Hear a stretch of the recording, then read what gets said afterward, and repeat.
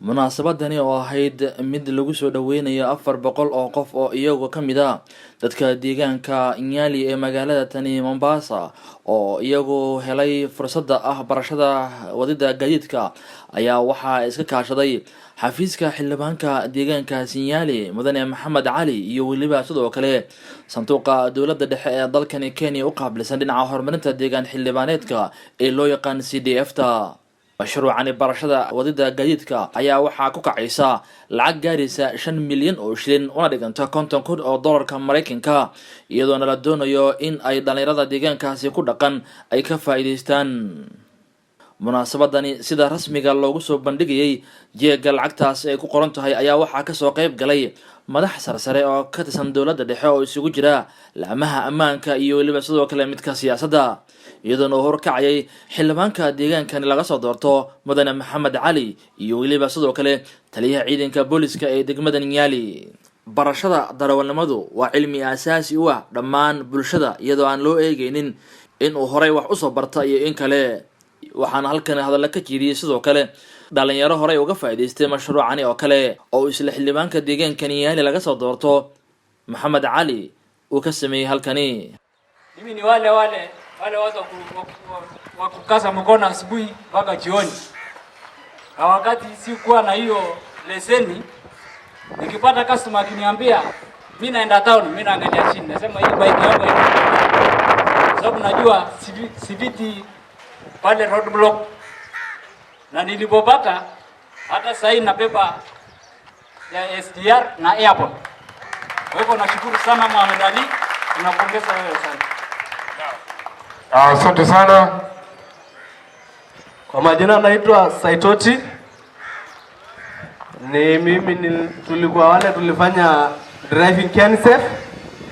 Tunashukuru sana Mheshimiwa Nyaliwan ametusaidia akitupatia driving school. inta uu socdo tababarkani wadada gaadiidka ayaa waxaa la bari doonaa 400 ee qof ay ku guuleysatay inay helaan fursadani wadada gaadiidka noocyadiisa kala duwan sida mootooyinka, bajaajka, gaadiidka raaxada, gaadiidka xamuulka iyo waliba sidoo kale gaadiidka shaqada culus sida cagaf-cagafta.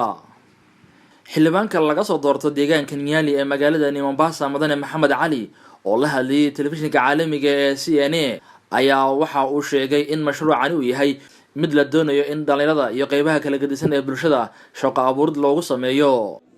haddaba markii ay dhamaatay munaasabadaasi ayaa waxaan la kulmay mid kamid ah dadkii ka soo qayb galay munaasabada walaal magacaada aadan cali aadan baa leedahay waxaan deganahay Mombasa qeybta Bunga Nyali kwa hakika waxa weeyaan maanta wixii meesha ka dhacay wax uu aad iyo aad baan u faraxsanahay waayo ilmaha intaan deganahay ilmaha meesha akhrista secondary ga jiraan university ga jiraan driving-na had wiil baa ga jira marka mar kasta wax basari waan helnaa tan iskuulka waan helnaa secondary iyo university labadiba tan driving-na waan helnay aad iyo aad baan u faraxsanahay xildhibaankeenna Maxamed Cali waa nin horumar jecel oo nin wanaagsan wey.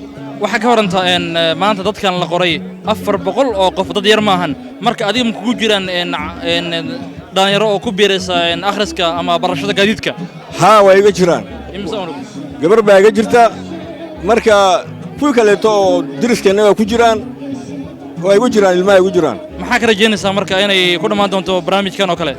waxaan ku rajaynayaa guul oo qeyr yani in markay ilmihi meesha markay ka soo baxaan inay noqdaan kuwii yani dantood qabsada oo shaqadood qabsada oo guul ku gaara.